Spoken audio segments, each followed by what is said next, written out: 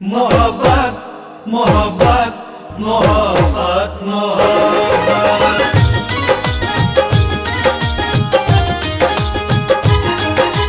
नींद नैन के चैन जिया से छीन के दिल तड़पावे।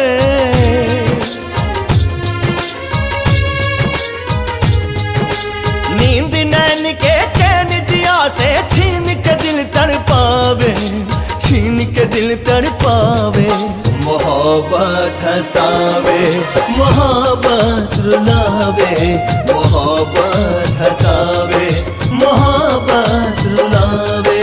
मोहब्बत मोहब्बत मोहब्बत हंसावे मोहब्बत रुलावे, मोहब्बत हंसावे मोहब्बत रुलावे।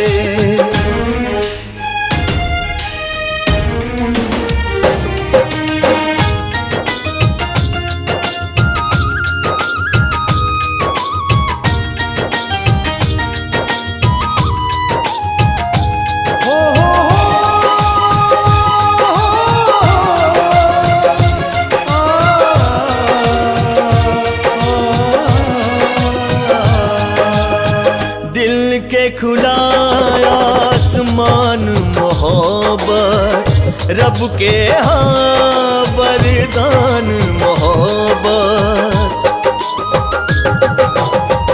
दिल से चल के होठ पे आके ले जब मुस्कान मोहब्बत। मन पंछी के बिना पंख आकाश के सैर करावे।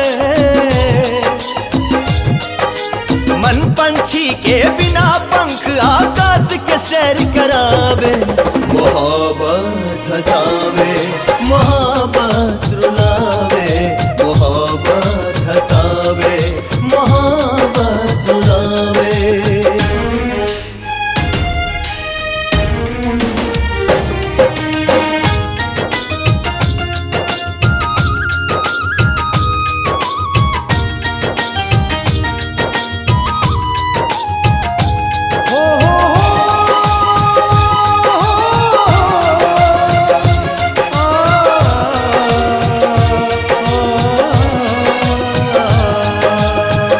बिना पाँव के डोले मोहब्बत, बिना कंठ के बोले मोहब्बत।